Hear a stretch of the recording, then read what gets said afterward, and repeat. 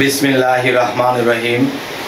হে সমস্ত জগতবাসী, আজ আমি শামীম আলী চিশতি আপনাদের সামনে যে আলোচনাটি নিয়ে হাজির হলাম, আজকের আলোচনায় অনেকের অনেক বিপদ, অনেক সমস্যা সমাধান পেয়ে যাবেন ইনশাআল্লাহ। কে করবে? আল্লাহই করবে। আচ্ছা, আল্লাহ কিভাবে করবে সেটাই আজকে আলোচনা। আমরা কিন্তু জায়গা রেখে জায়গায় নক করছি, যেখানে যেটা করার কথা এটা ভুলটা করছি, উল্টাটা করছি। তো আজকের আলোচনায় ইনশাল্লাহ সেই ভুলটা আমাদের ভেঙে যাবে এবং আমরা বর্তমানে যারা খুব কষ্টে আছি সেই কষ্টগুলা কি, যে আমরা জগতে চলতে যাইয়া ব্যবসা বাণিজ্য ভালো না, মানুষের অপমান নিতে হচ্ছে, সংসারটা ঠিকমতো চলছে না, সবসময় মন গম্ভীর থাকে, মন ভালো থাকে না। দেখা যায় অনেক মানুষে ঋণগ্রস্ত হয়ে আছে।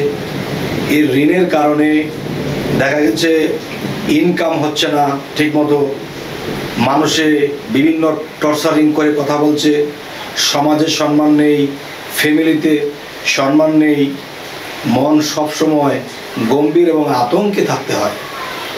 তখন দেখা যায় যে আমরা আল্লাহর ইবাদতও করতে পারি না।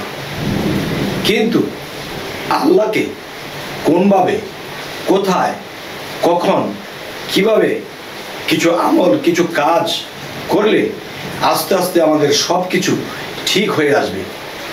তবে মনে রাখবেন, ঠিক যখন হয়ে আসবে বা অনেক কিছু ঠিকের দিকে এসে গেছে, আল্লাহর ইবাদত কিছু ছাড়বেন না। যদি ইবাদতকে ডিল দেন, আল্লাহ থেকে বৈমুখ হন, এরপরে গ্যারান্টি আমি দিতে পারবো না। তবে গ্যারান্টিযুক্ত কিছু কথা যা শুনলে, যা মানলে আপনারা আবার আস্তে আস্তে ভালো পর্যায়ে এসে যাবেন। ব্যবসা বাণিজ্য, ঋণ গুছিয়ে সম্মান যা চলে গেছে তা আবার ফিরে আসবে। অবশ্যই অবশ্যই আজকের আলোচনাগুলো খেয়াল করে শুনবেন।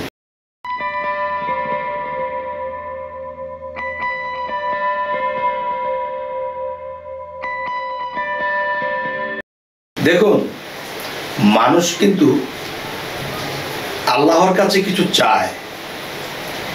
যখন চায় তখন আল্লাহ দিতে বাধ্য নয়।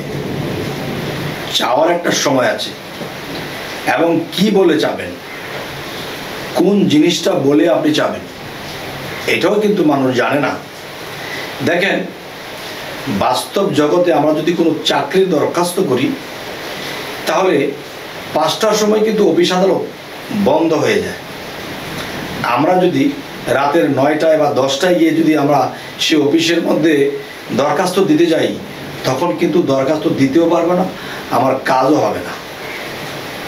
আচ্ছা, তো আল্লাহ কিন্তু কিছু কথা বলেছে যে দেখো, পৃথিবীর সমস্ত অফিস আদালত যখন বন্ধ হয়ে যায় আর যখন রাতের গভীর হয়, 2টা 3টা যখন রাতের গভীর হয়, তখন আমি আল্লাহ আমার অফিস খুলি আর আমার ফেরেশতাদেরকে বলে দেই, দেখো দুনিয়াতে ছিটিয়ে ছড়িয়ে আছে কত মানুষ, কত দুঃখ কষ্ট, কত মানুষের কত কিছু চাওয়া পাওয়া আছে, যারা অনেক বিপদগ্রস্ত হয়ে আছে, তারা আমি আল্লাহর নাম নিতে চাইলেও পারছে না, ইবাদত করতে চাইলেও পারছে না।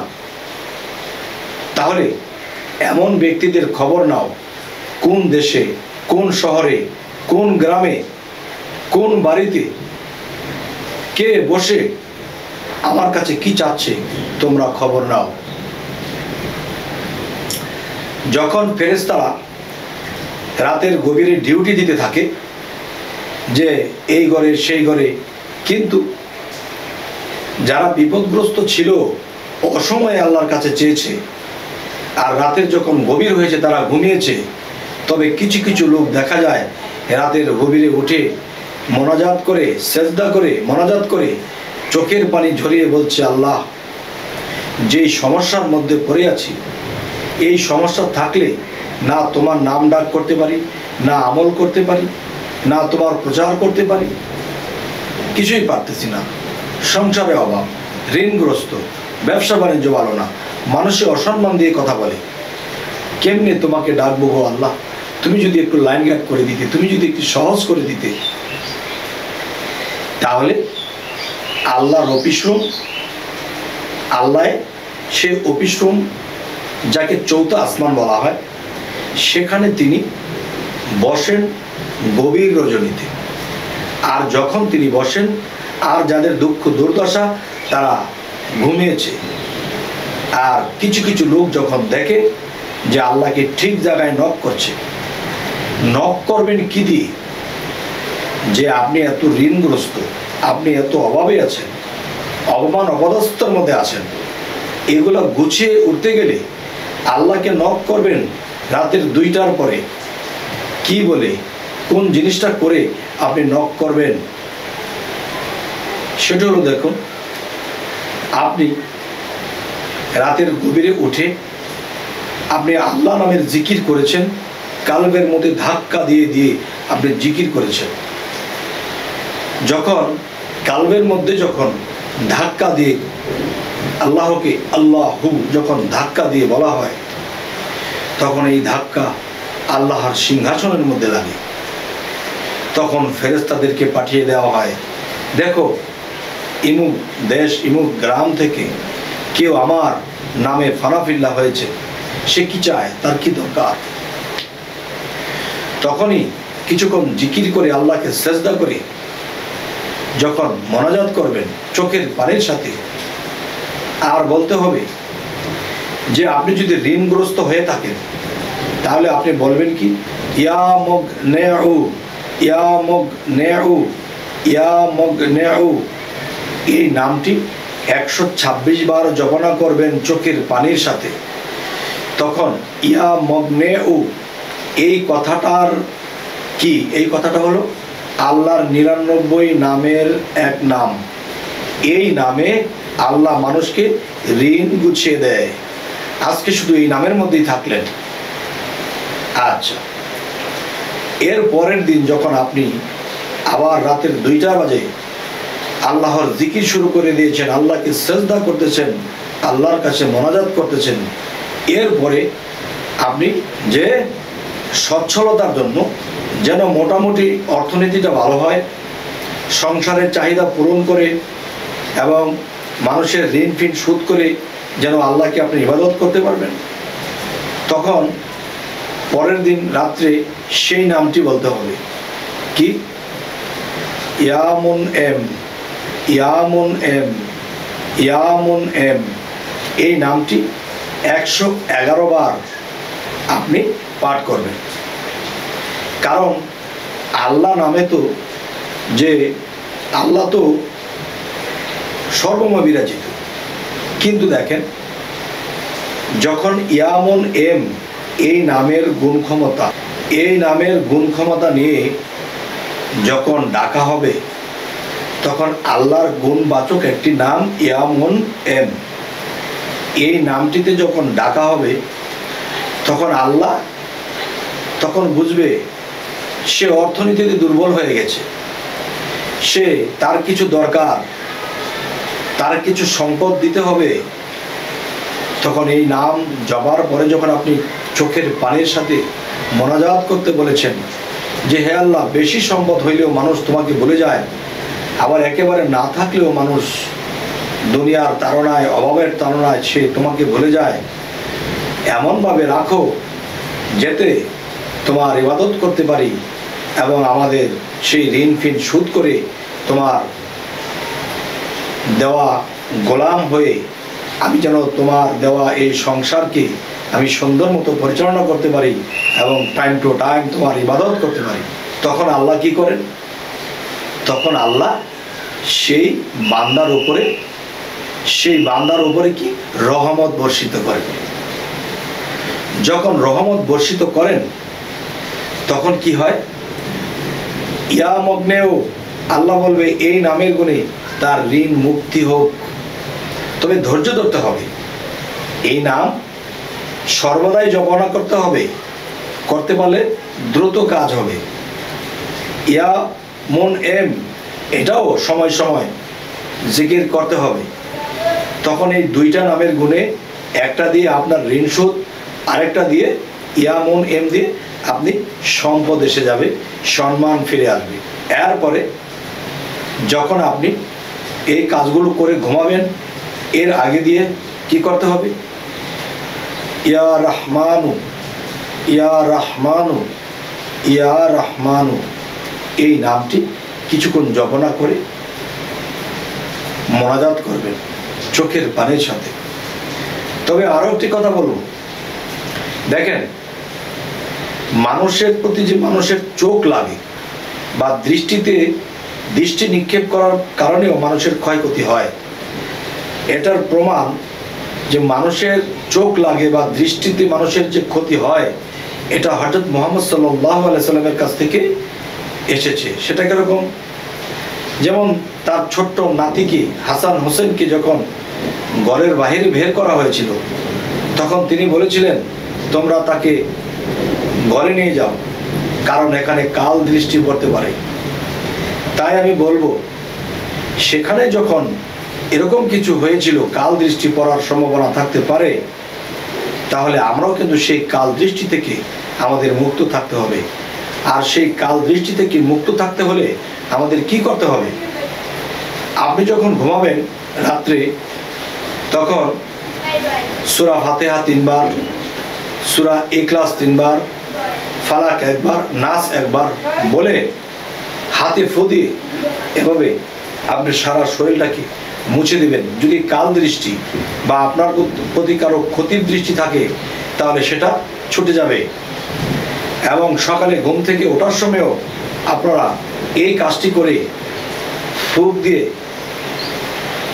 শরীরকে মোছা দিয়ে দেবেন, তাহলে আপনি সকাল থেকে সন্ধ্যা পর্যন্ত নিরাপদ। আবার যখন রাতে করবেন, রাত থেকে সকাল পর্যন্ত আপনি নিরাপদ। এই নিয়মে আপনি চলতে থাকেন আর ধৈর্যশীল হন, আল্লাহর কাজ আস্তে আস্তে এক সময় দেখবেন যে আপনার অভাব গুছিয়েছে, সম্মান ফিরে আসছে, সম্পদ হয়ে গেছে, কিন্তু আল্লাহর ইবাদত থেকে কখনো গাফেল হবেন না। তাহলে কি হবে? আপনি মিডিলে থাকবেন, আল্লাহর ইবাদত করবেন, আপনার সব কিছু ঠিক থাকবে, আল্লাহই ঠিক রাখবে সেই নামের গুণে। তবে আল্লাহ কি বলেছে? আমি যে 99টা নাম প্রকাশ করেছি, তোমরা সমস্যা হলে, তোমরা রহমত থেকে যদি তোমরা বিচ্যুত থাকো, তাহলে ইয়া রহমানও তোমরা এই নাম তোমরা পাঠ করো। এবং অভাবগ্রস্ত হয়েছ, ইয়ামুন এম ঋণগ্রস্ত হয়েছ, ইয়ামুন নেউ তোমরা টাইম টু টাইম করো। অবশ্যই অবশ্যই এই নামের গুণ থেকে তোমাদেরকে আমি কিছু দিয়ে থাকবো। আলহামদুলিল্লাহ, আল্লাহ অনেক সুযোগ সুবিধা রেখেছে, কিন্তু সেই সুযোগ সুবিধা আমরা নেই না। তো এখন আমি শেষে যে কথাটি বলবো, যে কোরআন পাঠ করতে হবে, এবং কোরআনকে পাঠ করার পরে আরবিতে পড়েছি, কোরআন বুঝিনি। কোরআনকে বাংলাটা আমরা পড়লে আমরা পড়ে বুঝে নিতে হয়। আরেকটা হলো কোরআন নিজে কথা বলে। সেটা কোন কোরআন? আল্লাহ বলেছে কি, রুহে ইনসানিয়াতের কোরআন নিজে কথা বলে। আর অপরত্ব কোরআন, যেই কোরআনের কোনো শেষ নেই। তাই বলবো যে এই কাগজে যে কোরআন 30 পারা, এটাকে বোঝার চেষ্টা করব, আল্লাহর ইবাদত করব। এবং এই কোরআনের মধ্যেই লেখা আছে, হে রাসূল, আপনার হাতের উপর যারা হাত দিয়েছে তাদেরকে বলে দিন, তাদের হাতের উপরে আমি আল্লাহর হাত আছে। তাহলে কি আপনি খুব তাড়াতাড়ি জয়লাভ করবেন যদি আল্লাহর কথা অনুসারে একজন কামেল মুর্শিদকে ধরেন। তাহলে মুর্শিদ কথাটা কি কোরআনে আছে? আছে, সূরা কাহফের 17 নম্বর আয়াতে, যে যারা আমার মুর্শিদকে এড়িয়ে চললো, মুর্শিদকে ধরলো না, বুঝলো না, মানলো না, তারা পথভ্রষ্ট। তাহলে সেই পথভ্রষ্ট লোককে কি আল্লাহ দেখবে? তাহলে আমরা এই দিকেই লক্ষ্য করব, একজন কামেল মুর্শিদ, একজন কামেল আউলিয়া দেখে আমাদের বায়াত গ্রহণ করতে হবে। তখন দেখবেন আস্তে আস্তে আপনার জীবন সুন্দর হবে এবং আল্লাহর প্রেমে আপনার চোখ দিয়ে পানি ঝরতে থাকবে। তখন আল্লাহ আপনার প্রতি মায়া সৃষ্টি হবে এবং আল্লাহর প্রতি আপনার প্রেমের সৃষ্টি হবে। তখন দুনিয়াতে আল্লাহর ইবাদতে রইলেন এবং মৃত্যুর পরেও সেই আল্লাহকে পেয়ে গেলেন। তো তবে হে সমস্ত জগৎবাসী, আজকের এই আলোচনাগুলো করার উদ্দেশ্য হলো, রোজার ঈদ এসে গেছে। এই তো আর কিছুদিন পরে রোজার ঈদ আসবে। তখন দেখা যায় কত ঘরে কত ছেলে মেয়েরা আছে, তারা বলবে, মা বাবা আমাকে একটা সুন্দর জামা কিনে দিবে, আমাকে একটা প্যান্ট কিনে দিবে। কিন্তু এমন অভাবগ্রস্ত সংসার আছে যা আমরা এটা কিনে দেওয়ার সামর্থ্য রাখি না।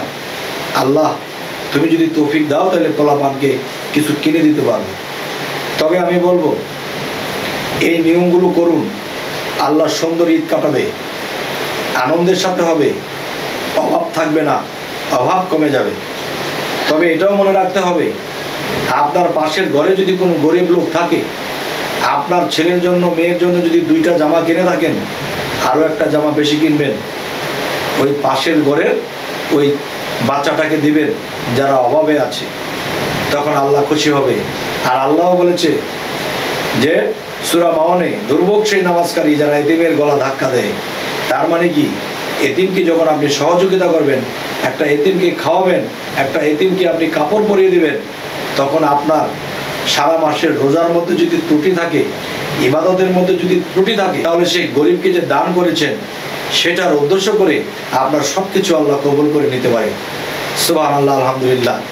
তবে হে সমস্ত জগৎবাসী, আজকের এই আলোচনা অবশ্যই মনে রাখবেন, এই নিয়মগুলো করুন, আবার সচ্ছলতা, আবার সম্মান ফিরে আসবে। সকলেই ভালো থাকবেন। আমাদের চ্যানেলটিকে অবশ্যই সাবস্ক্রাইব করে নেবেন। আল্লাহ হাফিজ।